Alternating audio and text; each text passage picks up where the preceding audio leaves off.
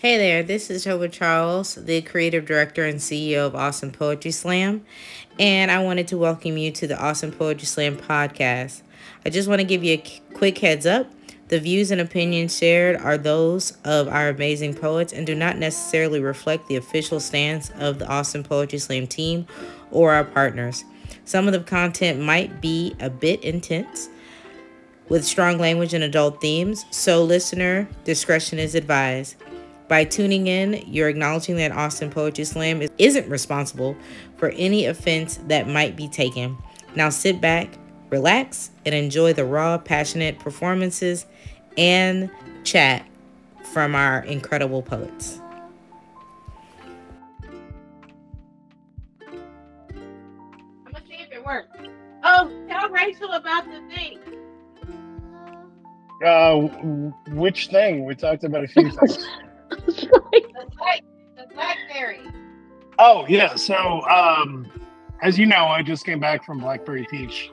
Mhm. Like it was a week of poetry. It was put together by a whole bunch of page poets, like people who write like nature poetry or like classic type poetry, like Right. Wordsworth and Yeats and Keats and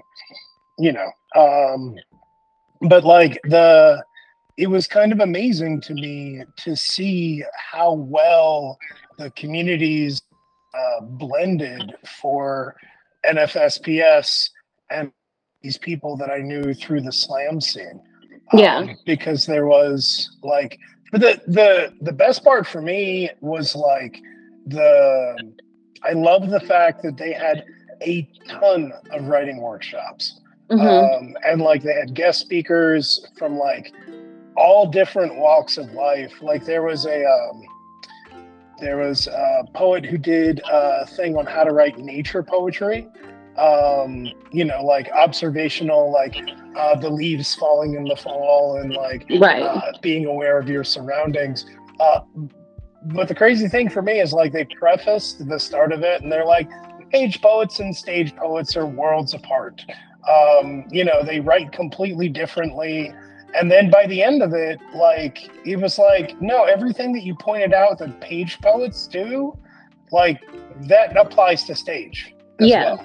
Like all of the, the imagery, the descriptions, like that could fit perfectly into a poem that was done at Slam. I've just never seen that before.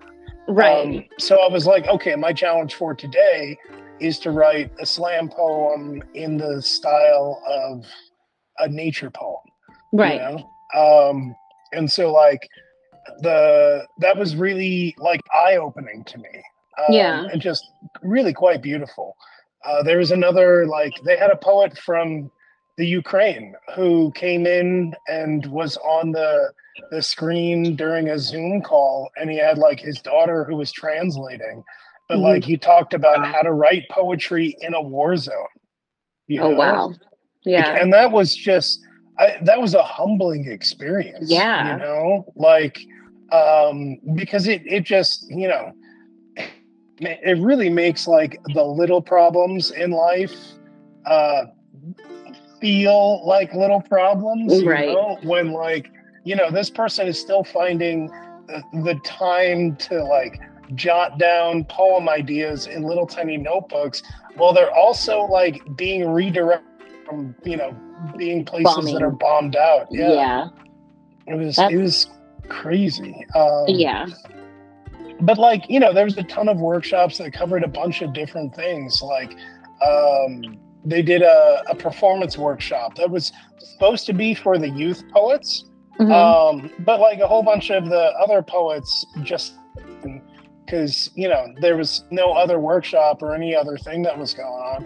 And it was fascinating to me to get someone else's perspective on that. And like that happened so many times in the week that I was there.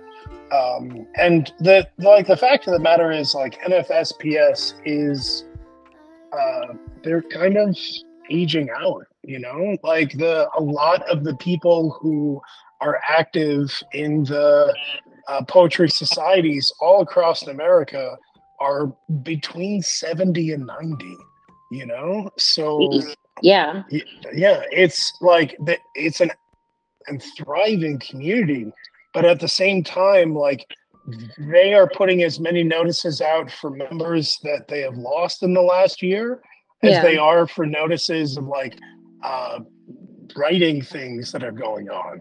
And, right. like, it's crazy. But a few years back, I want to say it was 2022 was the first year that they incorporated slam poetry into it.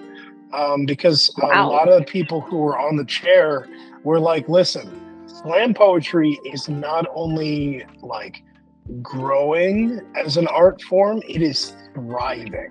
Like there are so many places all throughout the country where, you know, people are watching button videos, right about now videos, all of these other, you know, venues that are posting them and can, you know, watch on TikTok or YouTube. And it's not like the niche poetry audience that's watching slam. It is all type.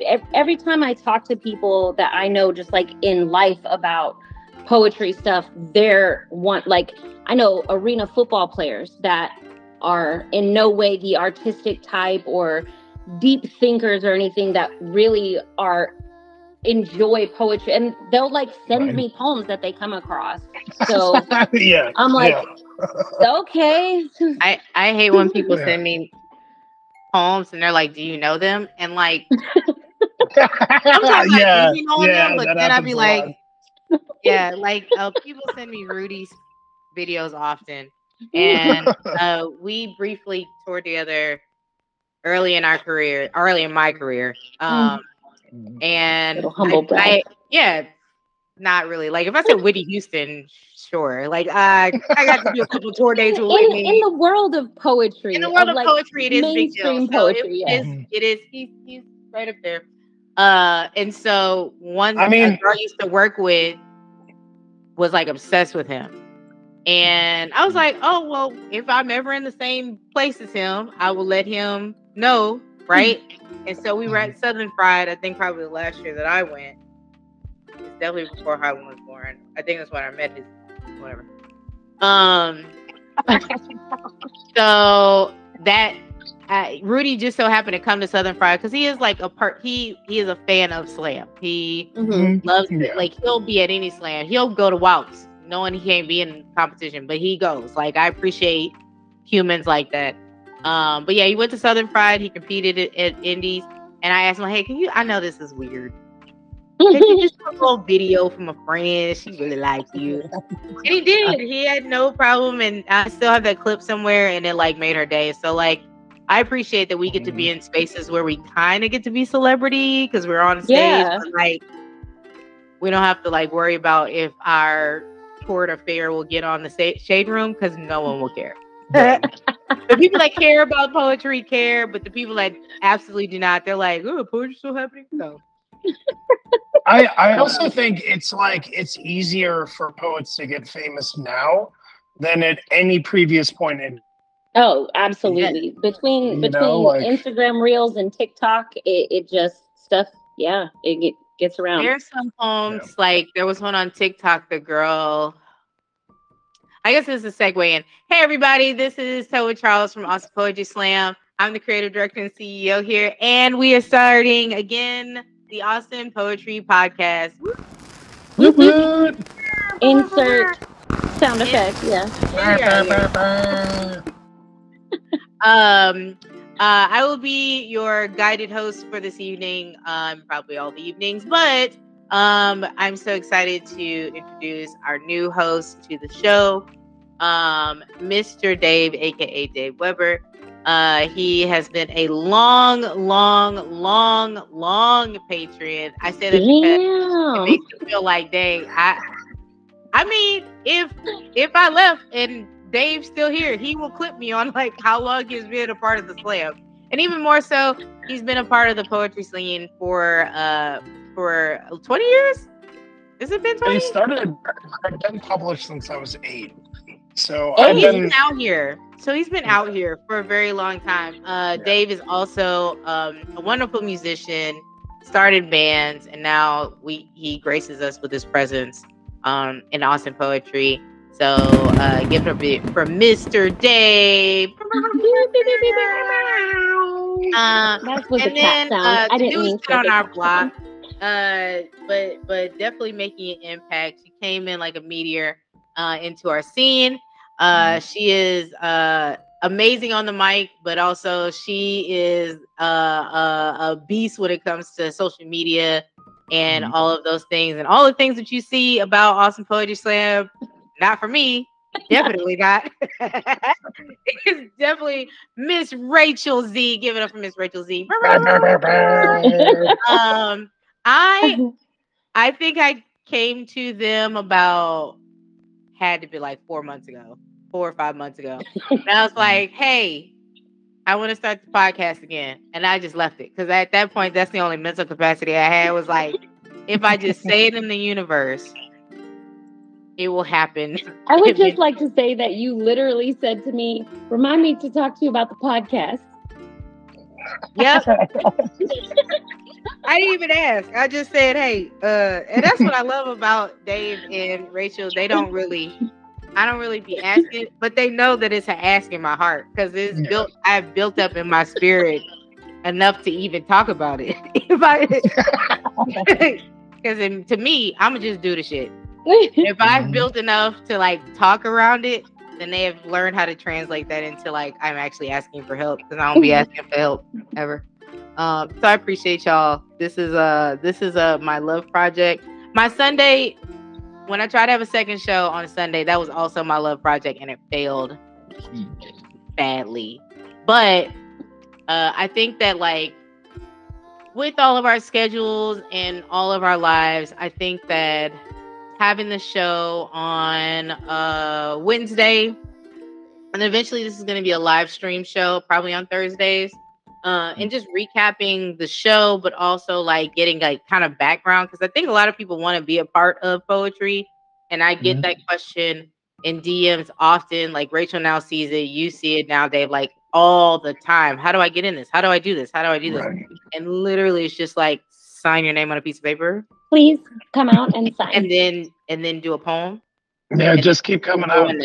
And then you eventually find your community that will embrace you and love you for who you are. Or you figure out what your community is, and then you go on to the next adventure. Like I always say, slam is the door, it is not the house. So I would be remiss if I started an org or continued an organization for 30 years. I have not been there all 30 years, obviously, because I'm not older than that, but I've been here for a while, and to be a lead in this type of work means that you're hoping that the people behind you and the people that are in the midst of you are wanting and aspiring for more. If they were like, oh, slam is all I want to do for the rest of my life, I'm like, okay, cool, but like, you're a writer. Writing you could do anything. Harry Potter is made up. It's not real. None of that world is real. You shut your mouth. All of it is made up. So please, build your worlds how you need to. But today, well, a couple of things. We're going to talk about the state, or what we see the future of poetry slam going, not just in Austin, but like nationwide, globally. We want to talk about that. And then like, I guess, just talking to like how we got into this. I know I kind of did it on the first couple of podcasts, but like that was forever ago. And I just thought like, if people just knew how we found out about slam, not necessarily how you struggle through it and got on the mic. If you would like to go through all that, like, is your truth, is your story. But I think just people hearing like, how did I get on stage? How did that work? So I want to talk about that. But first, I want to congratulate Mr. Dave for making it to final stage at the Blackberry Peach Poetry Slam. He competed there in Georgia. Where was it in Georgia? It was in Roswell. It was in Roswell. I do not know what that is because it's not Atlanta. It's it's about half an hour away from Atlanta. It is about half an hour away from Atlanta. Yeah. But I only know one Atlanta adjacent, as we do. Atlanta adjacent, yes. My people from New Orleans, so we don't really rock with Atlanta like that, them dirty birds. But I'm so happy you had a good time over there, and I'm happy that you were there. And I want you to talk a little bit more about your experience with that as well. But yeah, I just want to introduce you to these beautiful human beings. Again, we'll be here every Thursday night. Probably around the same time, 8:30, 9. But we'll start posting online when we go on live. This one will be recorded, so you will not see this in real time, but you'll see it tomorrow. You'll see it on Friday. In the future. Huh? You gonna see it before the next one happens, okay? Before you see the next one. Before you see the next one, you go for sure. That's how you gonna see it. Okay. Jay, take it away from how did you find out about Slam? How did you find out? I mean, that's an interesting question. I grew up in New York, and I had actually performed Slam in New York, and I hated it. I did not think that it was for me at all. I was like, oh no, this is just not my vibe. I'm definitely not cut out for this. I didn't have a good time because it was very real. It was very competitive, and there wasn't really a sense of like support or community. It was kind of like my poem can beat up your poem in a fight. And like, it was fun for a while to like challenge myself lyrically, but there was no like backbone to it. There was no foundation that I could stand on, you know? So like I did it a few times. I did okay. It wasn't my vibe. And then I stopped doing it for 10 years. I moved to Austin, and one of my friends invited me out and was like, hey, do you want to go check out the Poetry Slam? And I was like, oh yeah, that's a thing. I haven't done that. You know, I haven't seen that in forever. So I came out, and that night after I left the Poetry Slam, I wrote for 5 hours straight. Oh my gosh. Yeah, I was up until like 3 in the morning. No, it had to have been later than that. But like I just filled up page after page after page of ideas. Wow. And it was really bad poetry, but it didn't matter. Like I was still like, it was so amazing to me to see like these people get on stage and compete, but then afterwards everybody's high-fiving, everyone's hugging. There was like this wonderful sense of a community, you know, of like support, of love, of all these people who are in a competition, but they're not your foes, they're your friends, right? You know, and that was so wonderful to me. I came like 3 or 4 more times, and then I got up and I did really bad poetry, and it did really bad, and as it should have. And it took me like a year before I think like I wrote something that I can look back on. Yeah, that was good. But the whole time. What was the first poem that you got like your first like, okay, I did this right? It's a formula to it, but the formula is subjective to the person. So it was the hi, my name is Dave. Do you remember the man I left behind? It is a super old poem where I talk about losing 165 pounds. Right. Yes, I do remember that. I do remember that poem. And you talked about how, you know, people talk about like drug addictions, but they don't talk about like food addictions. And I was like, ooh, they don't be talking about food addiction. How it's a disease. That's a really good poem. And you got to square off with your demon 3 square meals a day. Yeah.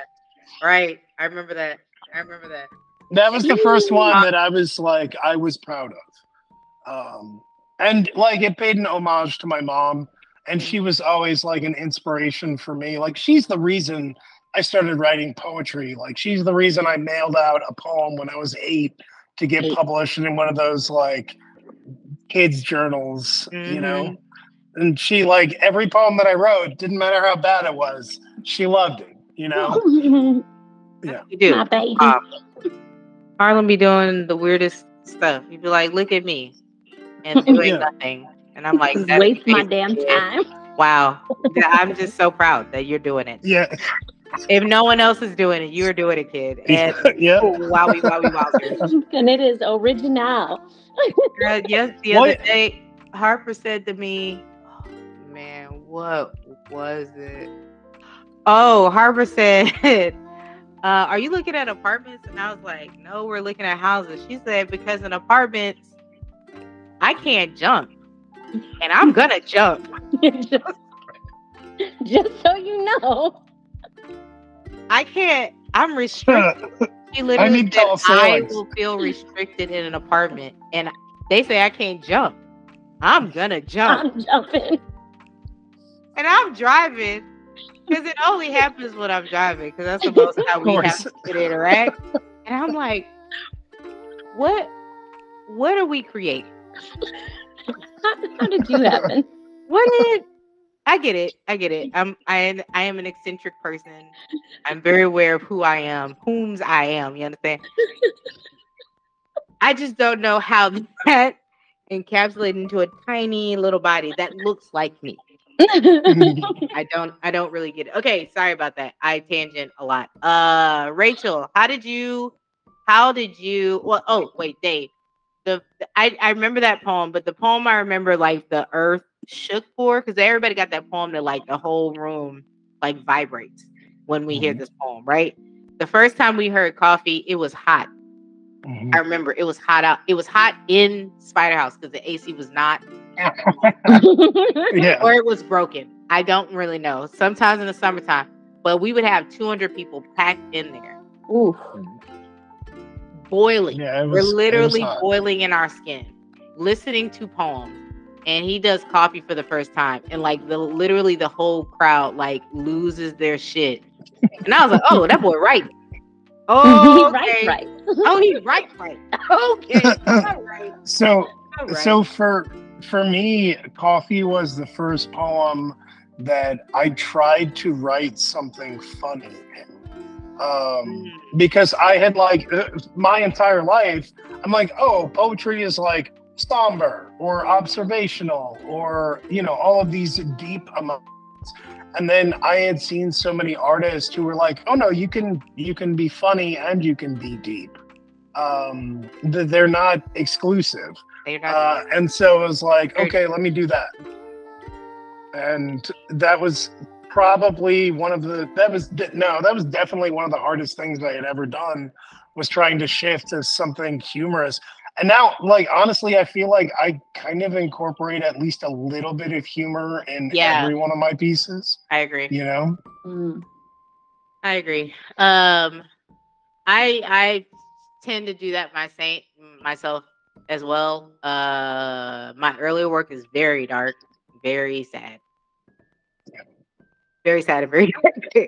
But as I've gotten older, I've realized that, like, comedy is the spoonful of honey, you know, to like talk about that shit. So, I do. I definitely love writing in a comedy lens for sure. Because you still do the same emotions, just people get to laugh through it. Okay, Rachel, how'd you find slam, or how did slam find you, as the poets like to say? So you were there actually. So I started watching spoken word poetry when I was too young to be watching HBO.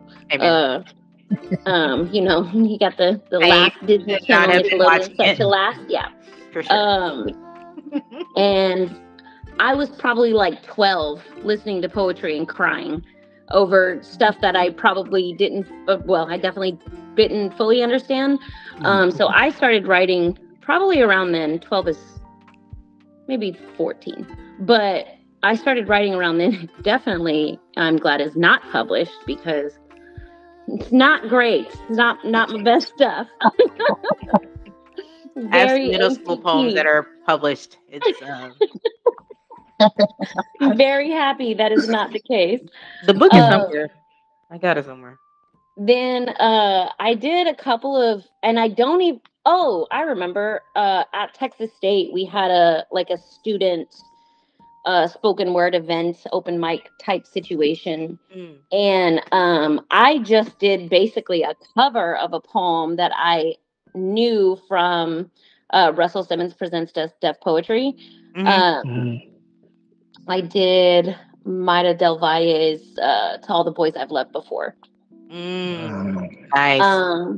And people were coming up to me afterward like, oh my God, that was so amazing. I was like, thanks, it's not mine, but sure. And then a friend of mine had a promotion company where they did like club events, and there was a bar downtown that they did Atmosphere Sundays, and they, that was when they tried to do the poetry snaps and the Neo Soul. Yeah. And I wrote something then that actually I think I may go back to and refresh, because again, I'm glad it's not anywhere. But that was like in 2010.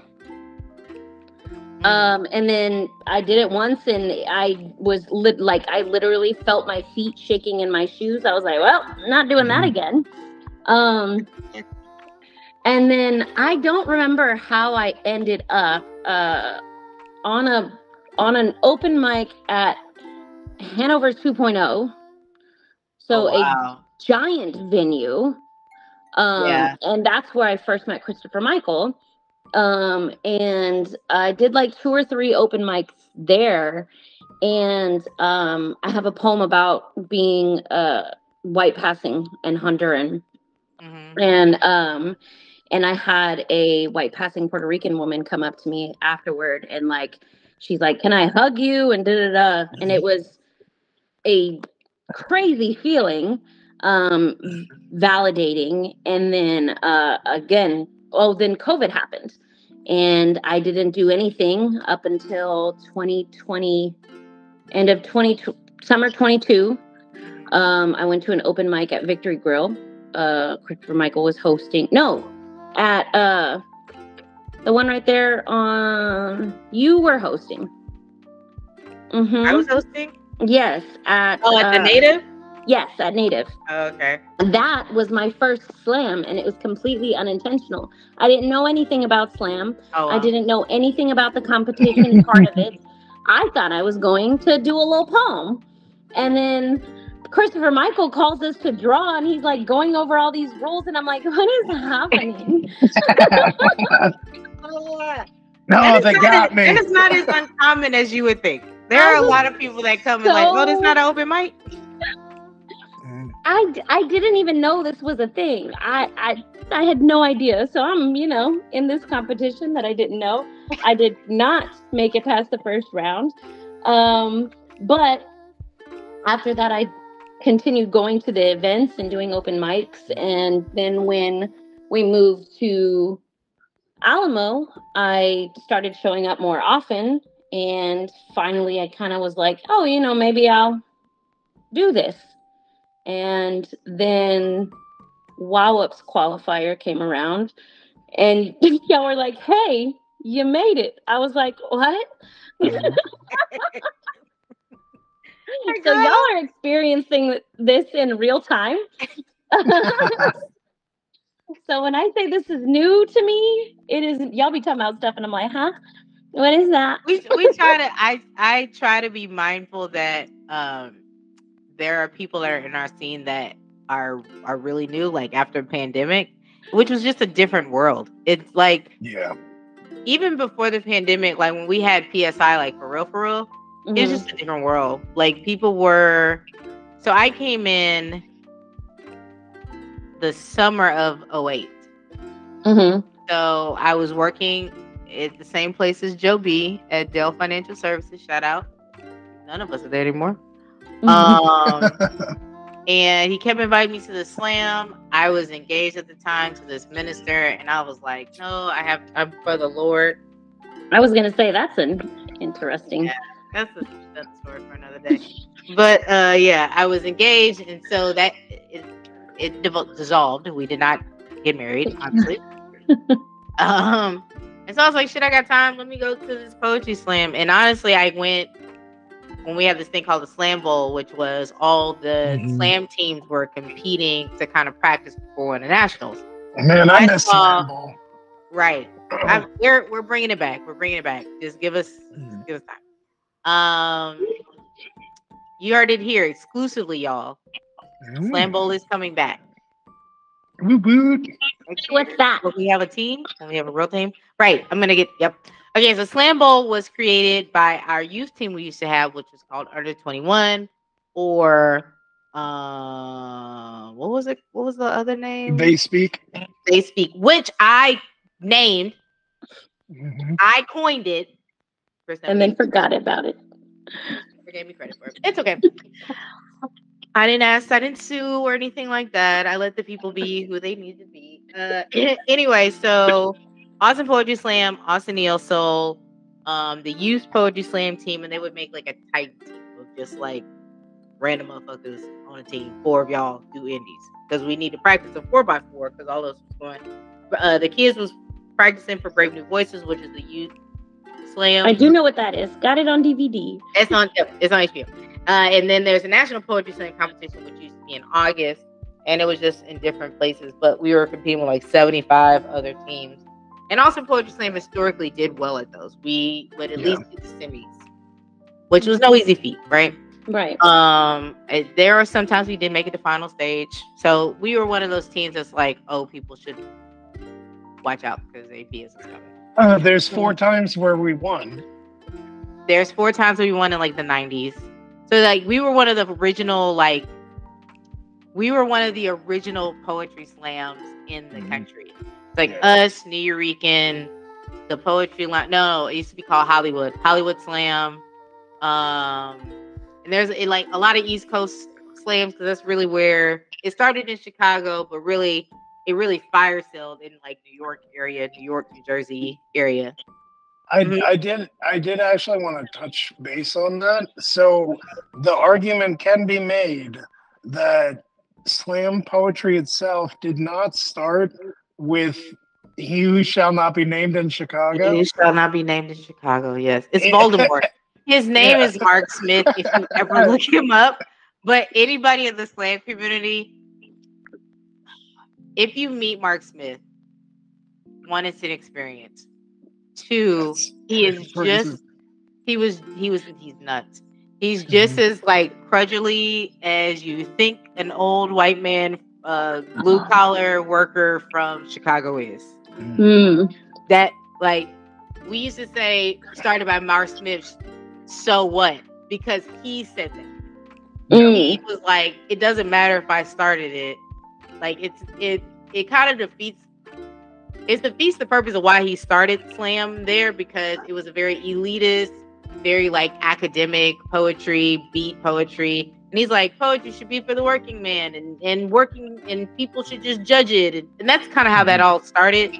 Art of like spoken word clearly didn't start with Mark Smith, but right. So, what I was going to say is there is historical precedent in ancient Greece where people would get together and they didn't call it a slam, but it's the same exact thing, where they would go up and they would perform poetry and it would be voted on for who did the best pieces.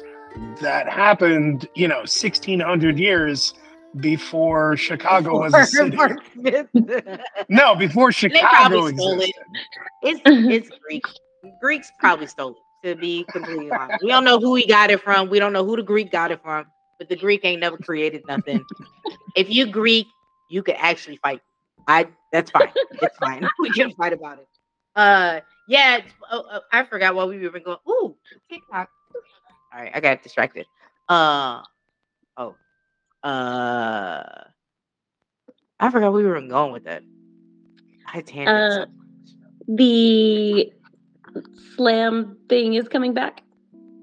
Oh, Slam Bowl. Oh, my first time going to Slam. So the first time I went to Neo Soul before for like the open mic, but I never seen a slam before. Well, I've seen an individual slam, but I didn't see the team. So I kind of went ass backwards. I saw what team slam looked like, and then I started slamming. So I used to do the open mics, but I never did the slam. I was like, girl, I'll do a couple of poems. They were all bad. So I'm about to do a slam. Yeah, you gotta get tricked into it, apparently. But yeah, it's trickery. It is a witchcraft to this.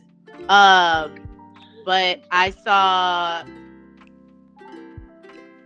Austin Poetry Slam, which was Danny Strack, Christopher Lee, he who shall not be named, starts with an E, Andy Buck. Well, I don't know if it probably was on that team because it was Tony Jackson, Christopher Lee, fun. Andy, Danny, and there's a fifth one. It might have, I don't know. I don't think it was Big Papi. But anyway, I saw team slams and team performances. In my background, I come from like speech and debate. I come from like just being a performer. My dad was a musician all of his life. I have performed like music. I never did slam. And so I eventually found my community. I got involved. I was on my first slam team, Austin Neo Soul, in 2009, and kind of just kept doing it. When I got back home from graduating from University of Houston in 2010, I started coming more to Austin Poetry. No, I made the Austin Poetry Slam team. I was the second Black woman to ever make the team. Third Black woman to make the team. And I was on the 2010 Austin Poetry Slam team that year. And then after that, I left for 2 years. I went to Houston and finished my degree. And then when I came back, the slam scene just changed. And I feel like every time you leave and then come back, there's something always different, something always changing. And so a lot of us started going to Austin Poetry Slam, which used to be a huge chasm between Austin Neo Soul, Austin Poetry Slam. You don't mix. And it was a very big color divide as well. And so me and Jomar just started going to Austin Poetry Slam because they started paying money. Yep. If we win, we get money. Like we need money. I got bills and shit. We were poor. Like buying KFC family meals and like splitting it up between the two of us to eat for the week. Like we were poor. So we were like, we have to go slam because we need to eat. And we was like, they even $100 out at the slam. There wasn't no $200 slams. It was $100 every week. You know how many chickens that is? You know how many? You know how much money? If we both win first and second, we can get some money. So many chickens. Then I started going, and then kind of same that y'all fell into. Like Danny was done. Danny was, started business and all that stuff, and so he would just, but Danny just was late all the time. But if you knew Danny Strack, he's late. He's not gonna be on time. If it started at 9, he will be there at 12:30, guaranteed. He would not be on time. And so he started coming late to the slam, and like he had all the slam stuff. And I was like, Danny, I'm just gonna take the slam things because you're never on time. He's like, I'm gonna make it. I'm all around the corner. Never around the corner. Oh no. And these people looking, they're like, we want to start the slam. We can't start the slam because we ain't got no shit. We ain't got no judges. We ain't got no board. And so I'm very grateful that like Dave just takes it because I don't leave it up to me. I mean, I'm gonna be there on time, but I'm not saying so. Well, I took it last week and just left it in my car, and the expo thing exploded. Oh no, because of the heat. That has happened more than once. That's why we have a budget just for expo markers. That's okay. It's fine. It happens often. But yeah, I'm grateful that this this community found all three of us together. We could have been anywhere else in the world, but we are together as one family. I was gonna join in, but I don't know what the fuck you saying. I don't know. I just was singing. But no, I wanted us to I want to talk about like the future of poetry, which is like a huge conversation, I feel. And it'll probably be multiple parts, and it might manifest in however way we see it. But for me, because of the internet, there shouldn't be a reason why people shouldn't get exposure. I just think we need to be really strategic about it. Like, people are always trying to figure out how to be content creators. Like, we don't really have to think about it is content. We are giving content. Yeah. But my thing is, like, we're putting all of our stuff out there in the universe. Like, what kind of return are we getting for it? Is my real concern. Yeah, I think, like when there was events like the National Poetry Slam, it was a way to like get a title and to like put something on your resume, but it was far more about for me.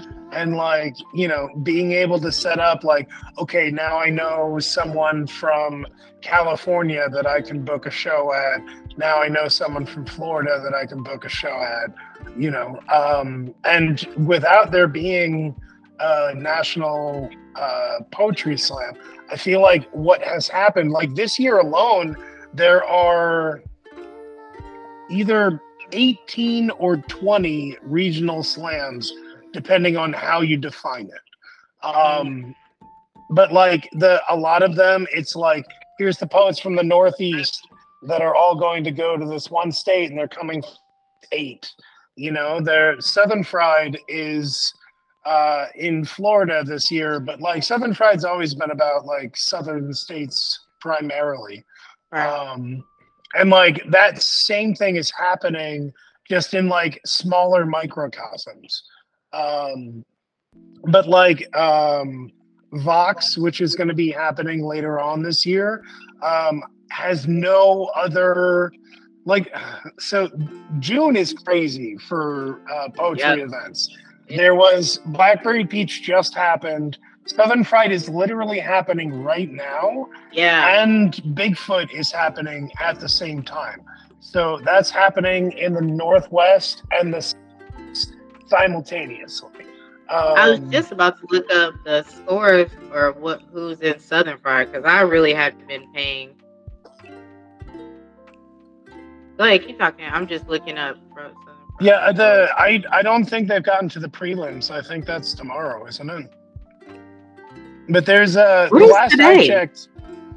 Today's Thursday. Oh. Okay.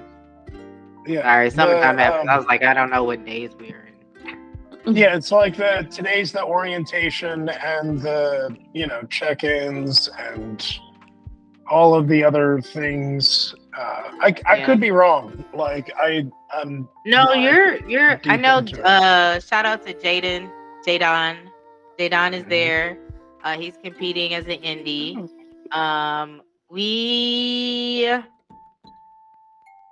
I feel ways and things about stuff, but what I will say is, like, I am appreciative that it still exists. I'm appreciative. No, they already had their first round. 2024.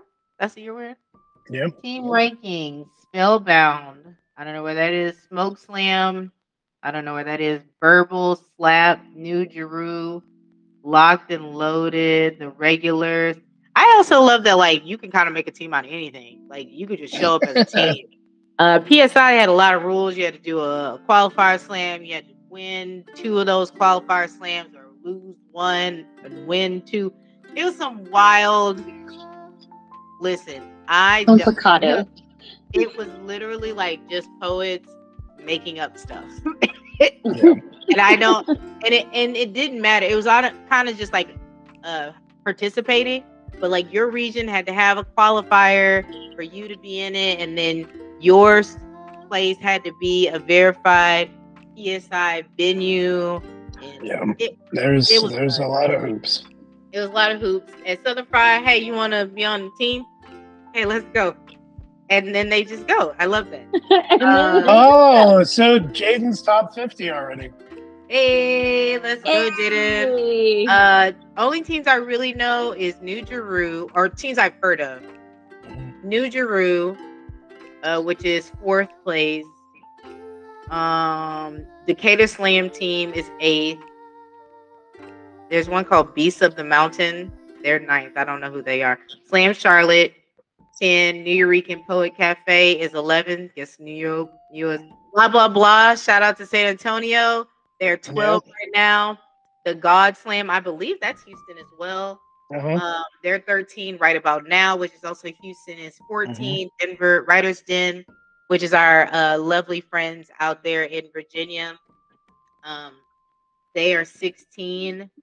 I mean, it's 32 teams. Laredo Border Slam is 32nd right now, but they, Bull City is in there.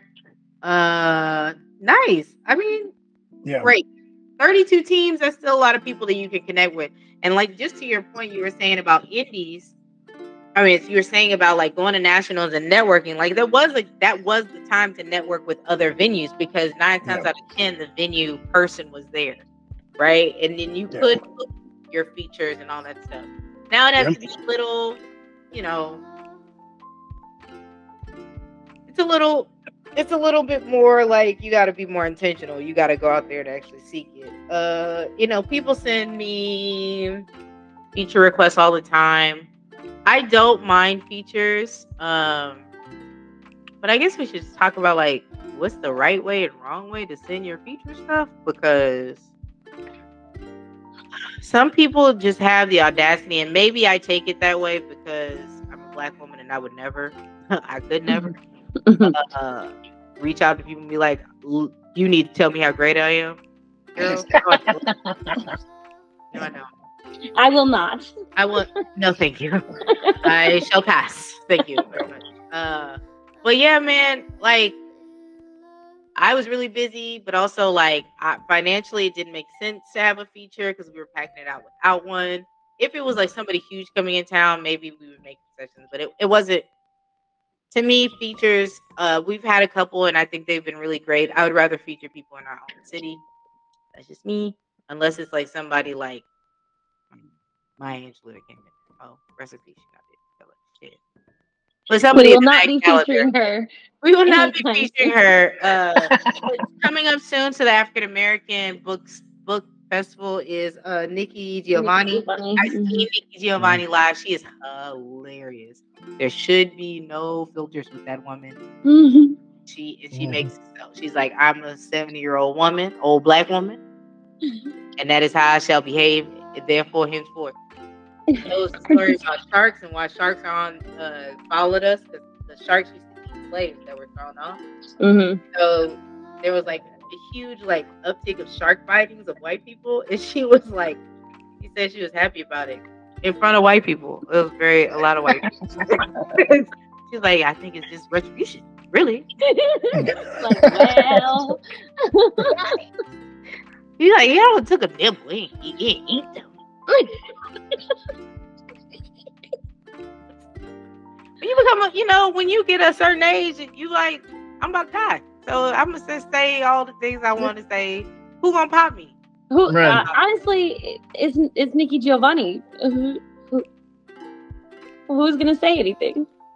Right. Right here at the time, and I was like, I'm not worthy of your presence or of you. I'm not worthy. I love her voice. She has a very distinctive voice. Let me see if I know any of these people in this indies. Yeah, so there's 112 in the indies. So I would say I know about 20% of them. But really, I know 20 of the top 50. I did just get out of Blackberry Peach with Deb Dupree, who was amazing, with Ephraim Nehemiah, who was amazing. Ephraim, I'm really excited for him. Yeah, Ephraim is incredible. Chibi's there. I love. Chibi's a friend of the pod.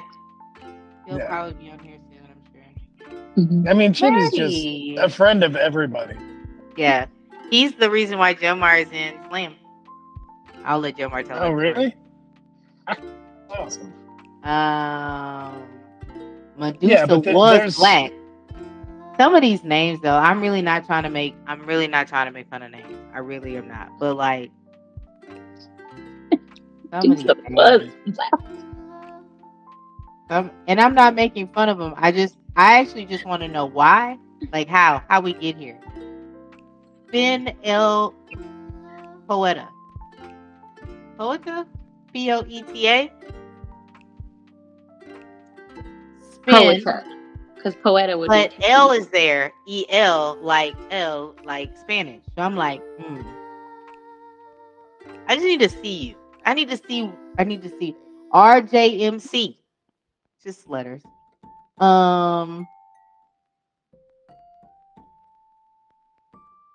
Shakari Prayer. Now that sounds like a name. AXL. What does the AXL mean? AXL is Axel. Axel's from oh my god. Axel should have an E, like Axel Foley. Why is it Ax? This is not Axel.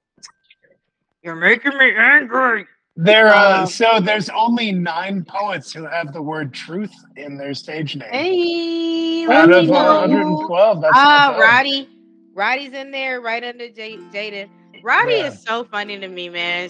I love Roddy. I do too. She's so fun. She's just she's a light that I definitely like am appreciative that I know. Also a fellow educator. Teotis is from Dallas. Shout out to Teotis. Shout out to Dallas. Shout out to Houston. You know, Texas is representing. You know, they try to say we're not a part of the South, which technically, if you've been in the South, we're not. We're definitely Southwest, but you know, we touching Mexico, so like we in their thing. You know what I mean? Don't get much south there. Chops right now. Chops, Breeze, Jada, Imani, and Sabrina out here with perfect scores. So I'd be interested to see how those bouts went. But yeah, man, I do miss going to slams. I do not miss being in slams. I think it's I get that. Interesting for me, somebody that's like super just getting into it, hearing how often people who have been involved in slam, like people who have been involved in slam long term, say that. That's fair. Because I've been coming to APS for a year now, give or take, and I've never seen you perform, period. There's a couple of reasons, not two. One is I can't memorize shit to save my life. Like, ooh, girl. And to me, the when I was slamming, like slamming, to have paper in your hand is almost like, girl, you stupid. Like that's how poets will look at you. Artists the audience is like, oh my God, you're doing a great job, but you're really performing at the time. And this is why Austin Poetry Slam will never have a slam every week.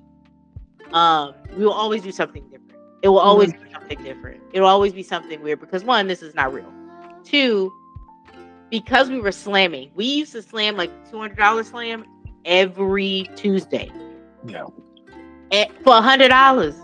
That's so much dollars. So many dollars. You would sign up. There'd be so many people that tried to sign up. They'd take 15 people, and then 15 other people would be the X list. So they would be the 15. You would be signing up to be on the list for the next week. You wouldn't be signing up for that week. Yeah, there was one slam that happened at Spider House where I signed up 45th on the list. Oh my God. And Peter Nevlin did a clearinghouse where he did something absurd. Like, I think it was 16 in the first round and 16 in the second round, and only took the top 2. Yeah. It was insane. It was crazy. and it made people crazy. Yeah. I think it actually made people crazy because I remember one time I did, like, when I came back in 2012, I started slamming again because at the time there was no Right About Now in Houston. And I was not slamming. It's because Safi was at Austin Poetry Slam. Because Safi was at Austin Poetry Slam. And in Bryan College Station. And so when I came back, I started slamming again. And same thing, we had quarterfinals. Then we had semis and indies. And if you won the quarterfinals, you didn't have to slam again until finals. And I was like, listen, I don't like slamming. I like being on a team. I like creating and collaborating. I do not like slamming up every week because I don't have new shit to be just doing and memorizing and performing every week. I like, some people are like, I just want to put up as much like shit and then the good stuff will filter out. I was like, I'm a perfectionist. My shit got to be perfect. To get out.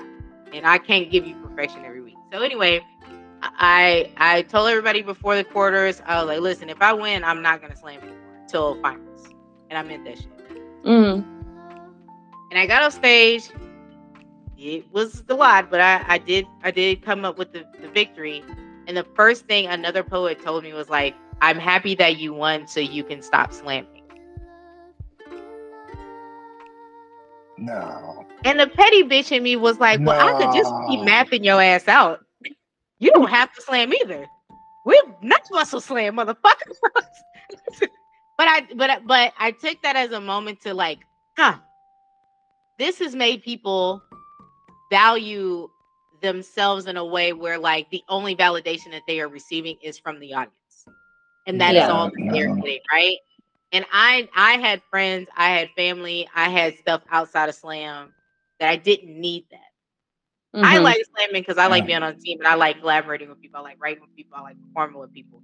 I was not slamming because I was trying to find maybe at the beginning, sure. But once I was in slam long enough and realized like all these people are just humans, you know, we will be good, we will be great, or we will be nothing. It's fine. But some people did not. And it made them really ugly. Like, just really ugly human beings to want to be around. And I'm like, I couldn't imagine making a team with that person and then being like, oh yeah, let's start collaborating. You didn't congratulate me. No. And to that point, when Rudy won his first IWIPS, Individual World Poetry Slam, we were in Columbus, and he won. He was like the underdog. He actually came in as a storm poet so the night before we used to have IWIPS and Wild, we used to have a last chance slam. And the last chance slam was like anybody that's here that did not get to go in the competition, there's a last chance slam, and that person would win a slot in the competition. You had to pay, I think it was like $20. You had to pay like $150. You would get it back, or whatever, right? No, it was $20 to get into that slam, but then if you got in, then you would have to pay the $150 for the registration. Yeah. Anyway, Rudy won. I was in it, he was in it, and I made it to the second round, and he won. And I wasn't planning on like competing. I just wanted to go to Columbus just to see what the hell an IWIPS was, because I've been in teams. I ain't never been in indies, and I'm not about to jump into a competition and not know what it is. So I went and I volunteered the first year, and he won. And when I tell you, there were so many people that passed him up to congratulate Jesse Parent, Jesse Parent, he's from Utah. He's amazing. I love Jesse Parent. I love Jesse Parent. He is a parent, but that's just so happened to be his last name. He's a great, great writer. But he's also, I think, one of the best people I've ever met. He's a good human. He's a good human. And so when I saw so many people passing him, Rudy, congratulate Jesse Parent, who got second. He earned that second, but he did not win. Right. I was like, yeah, this really ain't the mode for me. But what I did know is I wanted to be still a part of this community, but I knew I had to change it to make better humans. And then it's a crapshoot, right? Like, we still have drama and stuff that happens into the slam. Yeah. That's gonna happen because people are people. People are peopling. But what I know is that slam will not be your end all be all. Right. Yeah. I also feel like people like that have kind of lost the plot. Like they've forgotten that this entire genre of performance is a magic trick that gets people in seats and listening to poetry. Right. Like that's the point, is right. to get people to appreciate this art form. Right. Robbie Q in Chicago, that was his main thing. He was over the Chicago Young Writers, Chicago Young Authors, and he would say all the time at Brave New Voices and stuff like, poetry slam is the cheap trick that we use to get people to listen to poetry. Like, it's a really bad trick that we use to get people. And hey, but it works. I mean, it works. Yeah. It works. People are like, oh, competition. Yeah, I can root for the underdog or for the person who won. But like you get to see all this amazing poetry and just incredible performances. Like if you like monologues, but you don't want to listen to a full-on 45-minute monologue from one human being, then poetry slam is your jam. I go to theaters. I go to theaters all the time, and I'm like, they're doing nothing more than what we are doing, and you're building writers. So like, it's not just acting; you are writing. You are a writer, and I hate when people just peg themselves into like, oh, I just write poetry. Why? Did your pen stop because it's a poem? How do you know it's a poem? Did you just stop writing and it was like, that's enough? That's at least 3 minutes and 10 seconds. You have so many more things to say. Yeah. You could be any character up there. One of my favorite poets as a persona poem is Patricia Smith. She literally transforms herself into a white supremacist skinhead. She is a very black woman. Yeah. Right? Yeah. You could do anything with this, and you're like limiting your power for just poems? And then taking that and limiting it to just slam specifically. Damn. Yeah. What about prose? No, we're not going to talk about prose, right? It needs to be a bad word in slam, like prose and form, and we don't do form, and we're against the man and fuck you. Yeah, that's fine. I agree with all of those things. Down with the man and anarchy and all, but there's some fun things to do with a lyric poem.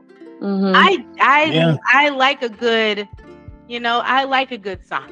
I like a good form. You can have free form poetry too, but I just feel like slam sometimes, or the way that we were slamming every week, and there aren't that many team slams in the country that slam every week, or at least have a show every week.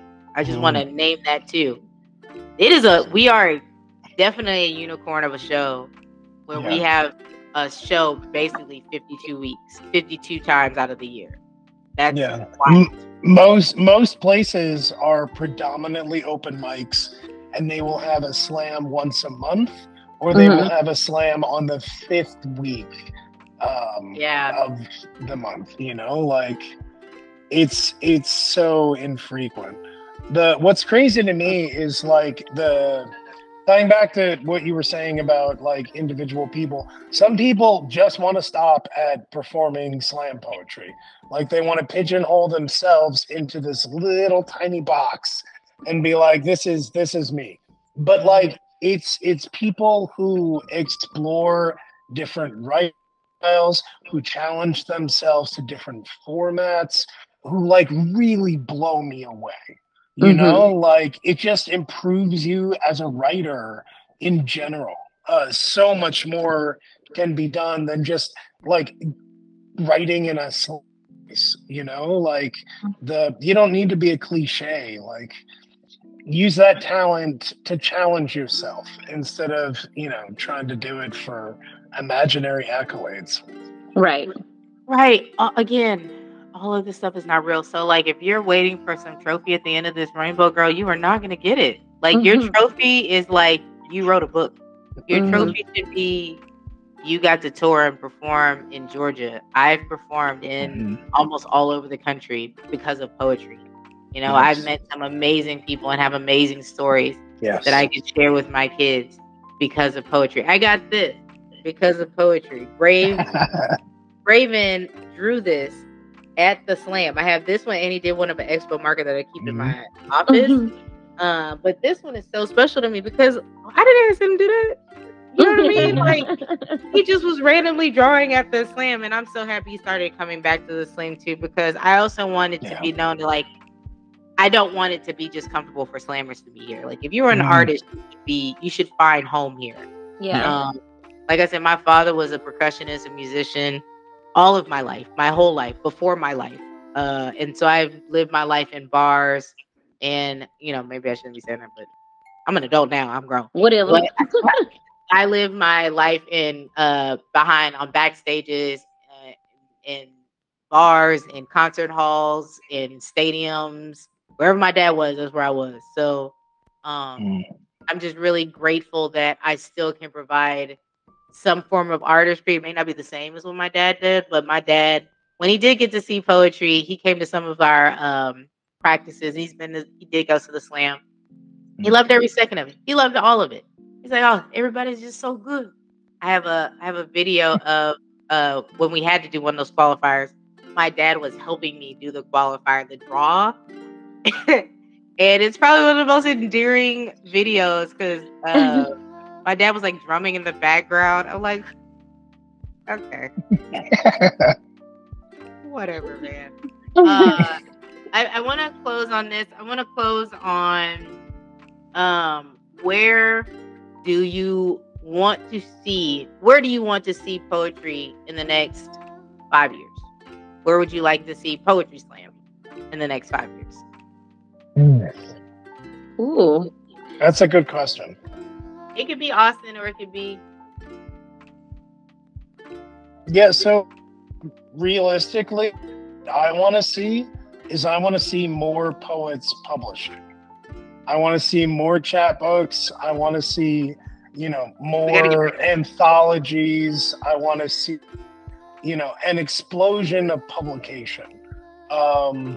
Because I think that, the whole pigeonholing thing isn't going to help you in the long run. Like, maybe short term, it gives you the fix that you're looking for, but it's not sustainable, like, for a bunch of different reasons.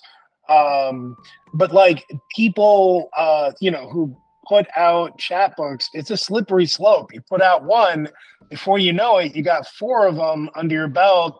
You're, touring around America regularly, and it's your job. You're doing corporate events. You're reading at colleges. You're booking features in random cities because you happen to be city. And you can sell merch there. That's what I want to see. I want more written word.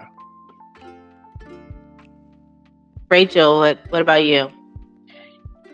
It's interesting because I'm so new to it. I don't have like a basis, like where it started from, or like what the evolution has looked like to get to where it's at now. But I think you were saying something about like someone is an artist, but it's a different kind of art. But I think there's this really definable intersection of almost all art forms. And I think it's interesting to see how, like, you can take something that is as niche as slam poetry and develop more out of that. So I think just like poets taking the approach of understanding that the competitive aspect is just it's just a transition into finding more of what gives you that sort of satisfaction. Right. Like, because it shouldn't be about the like I can't remember who said it, like the false accolades of like, oh, you know, I got first place this week or whatever, but giving yourself like that thing that makes you feel like you're contributing something. Yeah. And when I die, whether or not I made final stage or got fourth place or third, whatever, is not going to be what's remembered. But if I leave behind books, or if I share a poem with somebody that happens to move them or that they can relate to, then that's something that I want to be remembered for. And I think for me, it's just kind of, obviously we want to keep the aspect of slam because it does bring more people out. It does keep the interest there.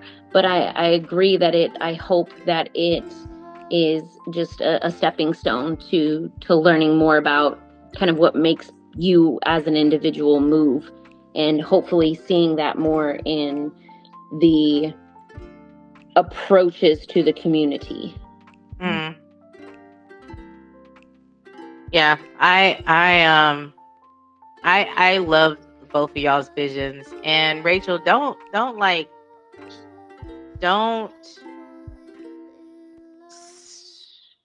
shorten your experience because you have not been here long. The fact that you've been here for a year and you're still here and you're still active in the community means the community is working, right? Mm-hmm.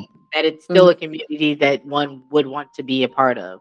Right. I'm grateful for that, right? I've been here now 15 years, I guess now. Fucking Christ. What is it? 18, 19, 20, 1, 2, 3, 24, 16. This is 16 for me. Sweet 16. So I'm really grateful that like it still brings beautiful humans like you in the community. And for me, like nothing says more that we are permanent than having a permanent place to go to. I do not know any slam, and I could be wrong, and just tell me in the comments that I'm wrong. That's fine. They will. Yeah, they're gonna tell me. That's fine. And guess what? Don't care. I'm just there's only a few places I know that have their own venue. Mm-hmm. New Eurekan is one of them. Yeah. Doesn't Mercury? I mean, Merc does, but it's named after the restaurant. It's not. It's a really cool spot in Denver, but the Merc Slam, the people that own the Merc are not the people that run the Slam. If that makes sense. Okay. Yeah. So the Mercury Poetry Slam is in Denver, Colorado, and it's based in a restaurant / performance venue called the Mercury Cafe. It is a very cute little cafe. You can get coffee, you can get food. They have a live band. They have an upstairs. They have 2 stages. It's really nice. It's in the middle of downtown Denver. It's beautiful. There's Christmas tree lights up when you're performing. You feel like you're a fairy. It's awesome. I love the Mercury Cafe. But I've met the owners and they are collectively 4,000 years old. So they are not. They're just like, we know that they here and they come every week. Mm-hmm. Thank you so much, ma'am. I do like stones. But it's not a lot of us to say all that. And so we are 30 years this year. Amen. Through pandemics, through multiple changes of leadership, through multiple venue changes. Yeah.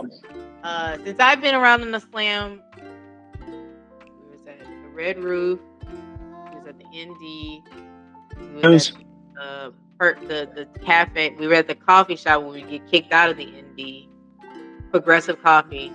Mm-hmm. We were at Spider House, which used to be I Love Video.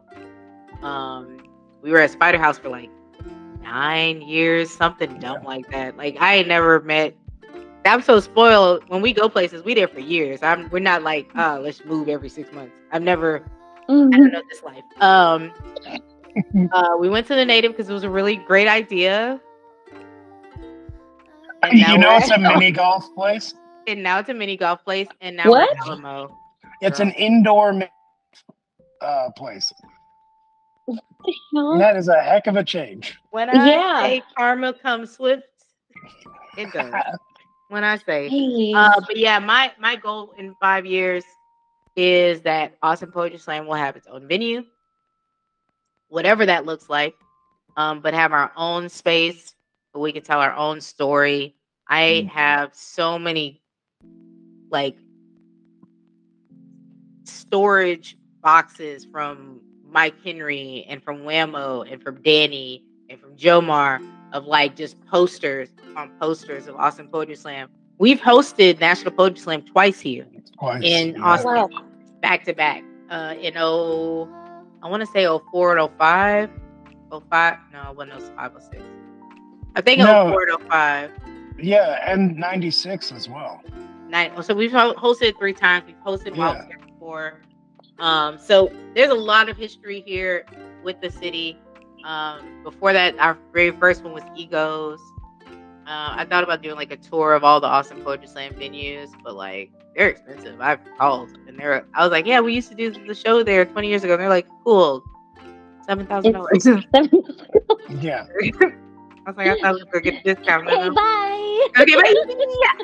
But yeah, I want to make it like a museum / cafe where people can just come, chill, work, write, and then have like a black box theater. That's something that we are always wanting to be in, but we've never had one. So yeah, this year, and probably for the next 3 years and 4 years will be about like how to save, how to promote, how to get grants. Grant, right? Yeah. City of Austin is also like thrown me on a whole bunch of like art councils and stuff that I haven't showed up for because I was in school. But now I'm still in school, so I will be deploying more people to go to those things when they come up. The Alphas have opened up their home to us to start a youth poetry scene, and that's how you keep a community together, is by tapping into the youth and making sure that they stay informed. Also, partnerships with UT, HT, and St. Ed are there, Concordia. So we have a lot of opportunity in Austin to, grow this beyond our imagination. And I'm just really excited about what the work we can do, what we're going to do, what we are doing. Hopefully, whenever I do leave Texas, I don't know when it will be. There will be a space where poets can feel home. So that's my goal. Well, I think it's not a hot take. I'm just like, it's hot here and the government is trash. So I don't know how long I can stay here. That is a sentiment that I think a lot of people in Texas feel. I mean, we might have Austin Poetry Slam in Denver. I don't know. Welcome to Austin Poetry Slam in Colorado. Like, hey guys, can we get some elbow room?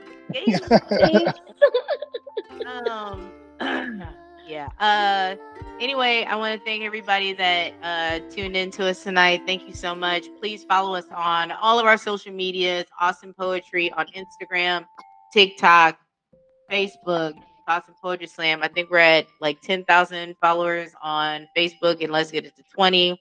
Instagram, we need some more followers. TikTok, we need 44 away on We're 44 Instagram. away from going live on TikTok. So please share this with your friends. Also, right? 40. No, I said that wrong. Damn. Instagram. We're 44 away from what? From 4,000. Oh, from 4,000. I don't know. She's like, yeah, that. We gotta check. What's our TikTok? What's our TikTok right now? No. Okay, so go on into that TikTok. So we can go on live on that TikTok. We can't go on live until we got 1,000 people. We got about us. It's us 3 that follow the TikTok. And I'll be sharing it too, Rachel. You've been doing great videos on there. We're gonna start recording again the slam. I just don't have enough memory on my fucking phone. That too. I just don't have enough. All the capacities are full. All of them. All of them. Also, the other thing is that I know some people got a little testy because we are cutting off the live, but like, you gotta come to the slam. So we are cutting the live off after the first round. You gotta pay to play, but not pay for play. Because we're not that kind of group. That sounds creepy. The money that you're sending, if you just want to send us money, you can also Venmo us. I'll post all of that stuff in the description. But I want to say thank you all so much. Next week we will be back, but we will be live. No one said no. Okay, we will be live next week at 8:30. No, at 9 o'clock on YouTube. So please check us out there. Check us out at awesomepoetry.com. Any church announcements? Y'all have anything coming up? I mean, we got a lot of events that are coming up. On Wednesday, we got the Juneteenth Slam that you are hosting. I am hosting. Yes, you are hosting. And then the last week we have the $200 slam. Mm-hmm. There's Christopher Michael has the $2,000 slam at the Carver. We have the Texas Two-Step coming up. Sort of registration for that ends October 12th. Yes, on my birthday. Yes, please go to Awesome Poetry for all of that information as well about the Awesome Two-Step. We did not talk about it. God, I always forget about talking about it, but we definitely need to make that happen. Please sign up for the Texas Two-Step Slam.